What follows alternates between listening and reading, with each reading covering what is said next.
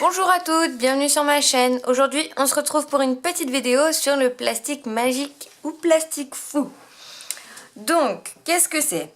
Ce sont des petites feuilles de plastique, donc bon là elle est déjà découpée, qui ont deux côtés, donc une face brillante et une face mate. Donc, à quoi va vous servir ces petites feuilles de plastique? Et bah vous pouvez réaliser des bijoux, des aimants, des porte-clés, des embellissements pour le scrap. Vous pouvez le faire avec des enfants.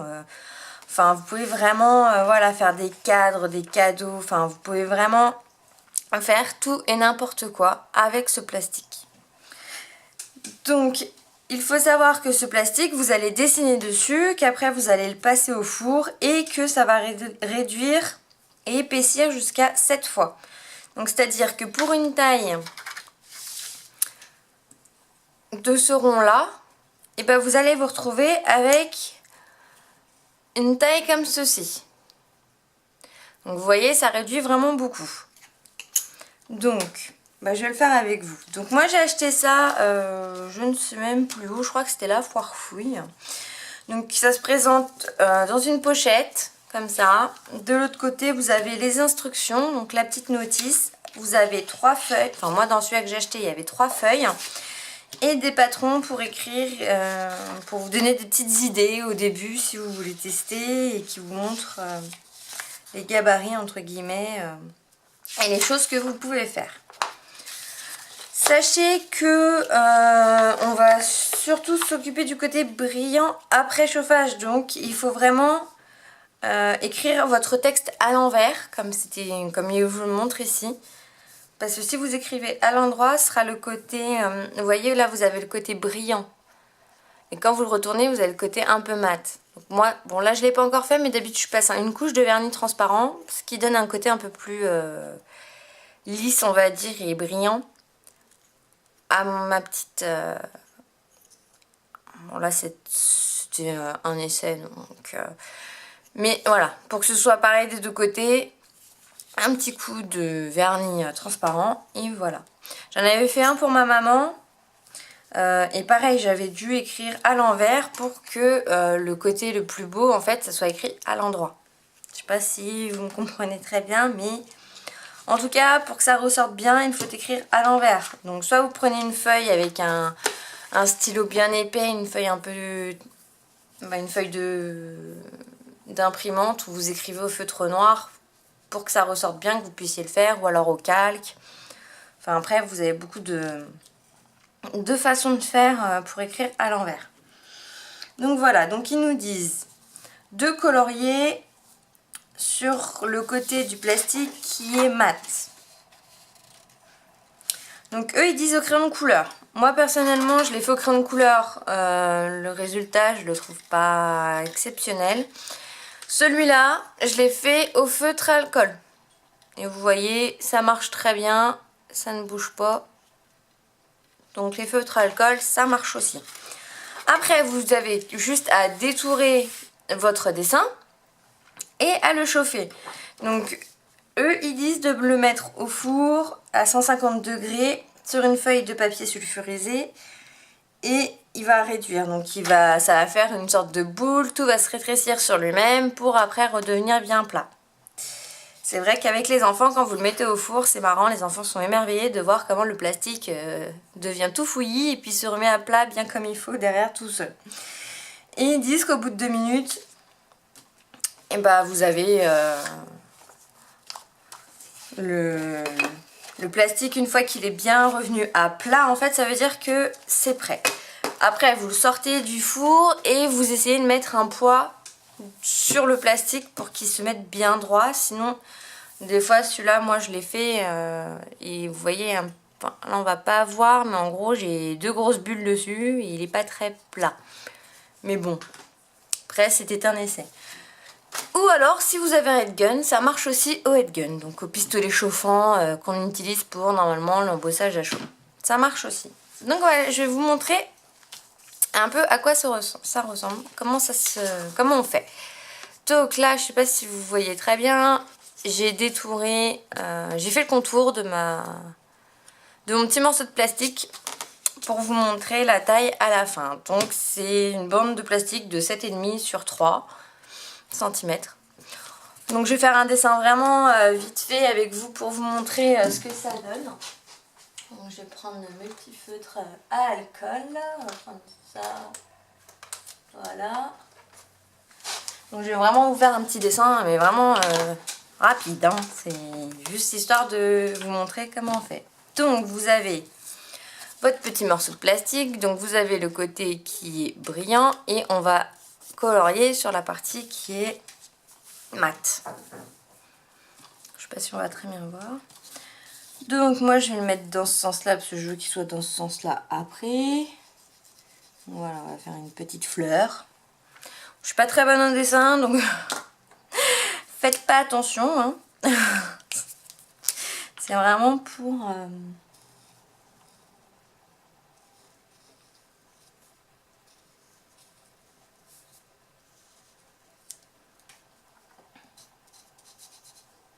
J'ai peut-être pris un rose un peu trop pâle d'ailleurs.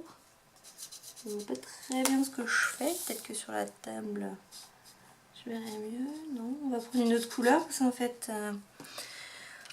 là c'est très clair. Quand vous prenez des... Vous voyez, des feutres, des crayons trop clairs, en fait, ça ne se voit pas. Donc bon, je prends un stylo, un feutre un peu plus...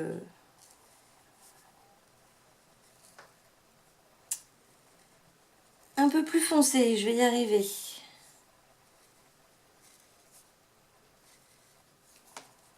Voilà. Bon, voilà, j'ai une petite fleur, hein, vraiment. Un dessin d'enfant de base. Je suis pas très douée en dessin, donc on ne se moque pas. C'est vraiment pour vous montrer. Voilà, on va dire que ça va aller. On va prendre du vert vraiment pour faire la petite tige et du foncé, celui-là, pour faire l'intérieur de la feuille. Donc,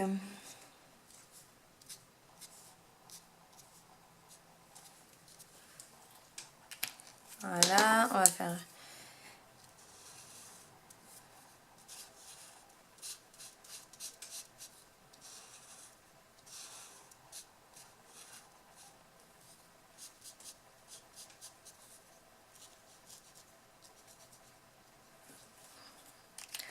Voilà. Donc, on fait notre dessin, vraiment tout petit. Après, je vais peut-être tout simplement, moi, arrondir les angles.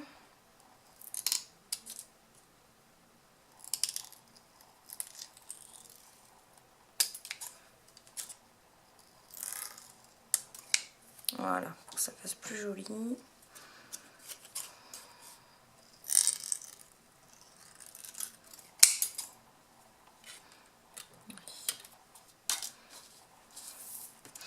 Un peu plus petit du coup.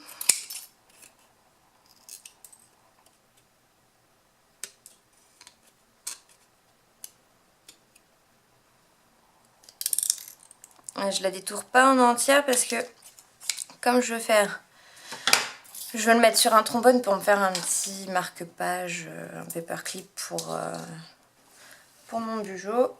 Faut pas que je le découpe trop. Donc, hop, je vais vous zoomer. Voilà, pas trop parce que là du coup vous ne voyez plus.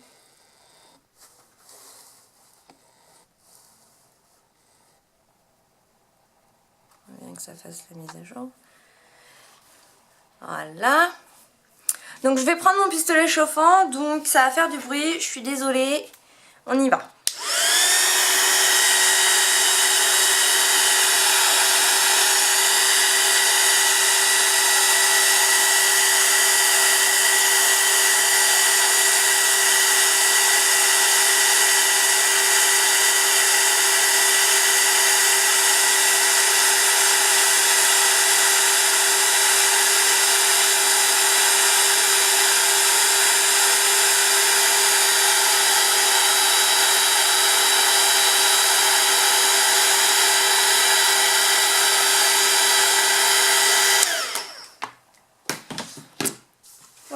Voilà.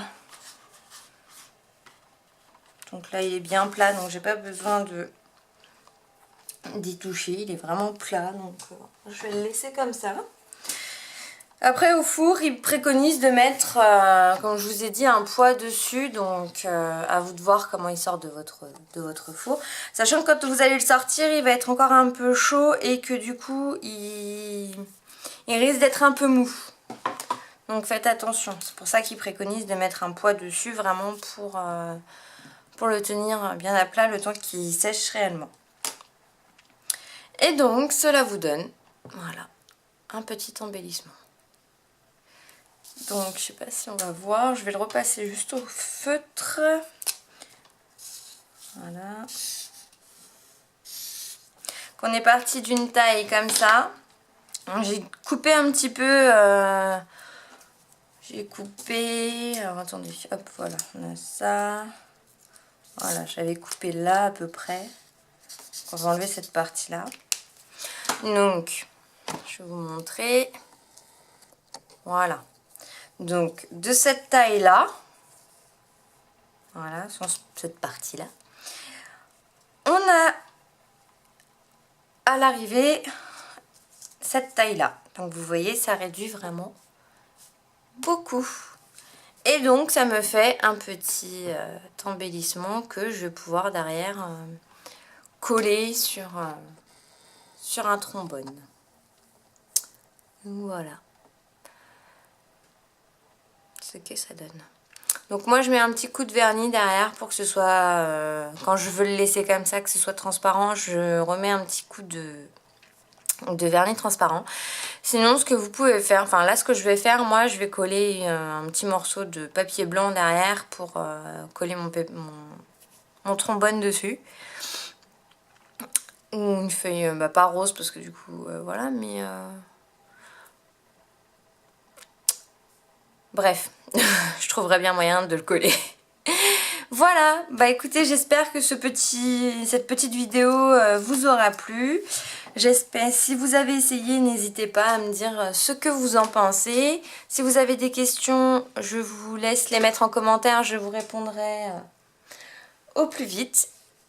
Et voilà. Donc j'espère que ça vous a plu. On se dit à bientôt sur ma chaîne. Bonne journée et bon scrap!